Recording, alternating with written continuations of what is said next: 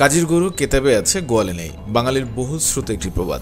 সাইনবোর্ডে লেখা অন্তত ৩১ প্রজাতির ভেষজ গাছের নাম, যে কেউ দেখে মনে করবেন বিশাল একটি বাগান। আসলে কি তাই? বাগানের মালি আছে কিন্তু তার কাজ নেই। ৩১ প্রজাতির গাছের হিসাব থাকলেও যেন শূন্য গোয়াল। আছে হাতে গোনা মাত্র কয়েকটি গাছ, তারপরও নাম দেওয়া হয়েছে ভেষজ বাগান। হ্যাঁ, এটি ঝিনাইদহ ২৫০ শয্যা বিশিষ্ট জেনারেল হাসপাতালের ভেষজ বাগান। একটু খোঁজ নিতে চাই, নজর দিতে চাই হরিলুটের নেপথ্যে কারা। অনেক বছর আগে তৎকালীন ঝিনাইদহ সদর হাসপাতালের জরুরি বিভাগের উত্তর দিকের খালি জায়গাতে একটি ভেষজ বাগান গড়ে তোলা হয়। ওই সময় নিম, হরিতকি, তুলসী সহ বেশ কিছু গাছও লাগানো হয়। বাগান পরিচর্যায় নিয়োগ দেওয়া হয় মালি। সরকারের খাতায় খরচ হচ্ছে লাখ টাকা, কিন্তু বাস্তবে মিলেছে ভিন্ন তথ্য। ২০০৩ সালে নিয়োগ পাওয়া মালির খোঁজ করা যাক আগে।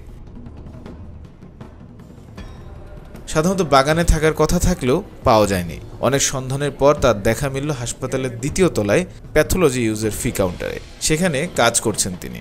ভেষজ বাগানের মালিক কাউন্টারে কেন, এমন প্রশ্নের উত্তরে বেরিয়ে এলো থলের বেড়াল। বাগানের বর্ডাতে এসে কিনা আমি এই ব্যাপারে আজও পর্যন্ত কোনোদিন আমার হাতেও আছে না, আমার কোনোদিন দেখা নেই, আমি বলতে জানি না। সে হিসেবে দেখা যাচ্ছে কোনো সময় কর্তৃপক্ষ গাছ লাগায়, গাছ লাগাতে হবে, কীভাবে লাগাচ্ছে না লাগাচ্ছে আমি কর্তৃপক্ষের পারবো না।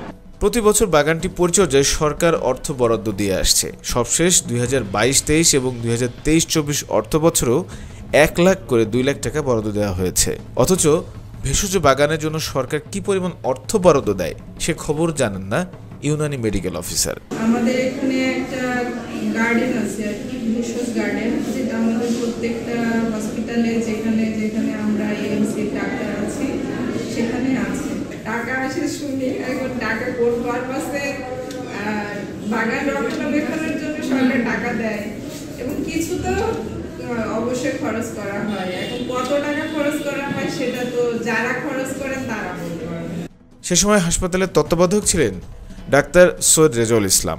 টাকা বরাদ্দের সত্যতা লিখিতভাবে স্বীকারও করেছেন তিনি, কিন্তু অভিযোগ ভুয়া বিল ভাউচারের মাধ্যমে সমুদয় টাকা পকেটও ভরেছেন তিনি। যদিও ২০২৪ সালের ৪ অক্টোবর বৈষম্য বিরোধী ছাত্র আন্দোলনের শিক্ষার্থীদের চাপে বিদায় নিতে হয় তাকে।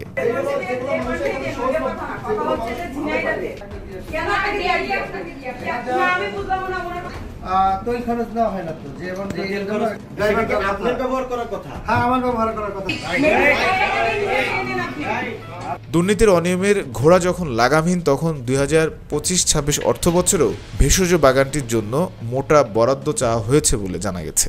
যদিও এই বিষয়ে বর্তমান তত্ত্বাবধায়ক ডাক্তার মুস্তাফিজুর রহমানের কাছে জানতে চাওয়া হলে ক্যামেরায় কিছুই বলতে রাজি হননি তিনি। আসলে তিনি চিন্তা করবেন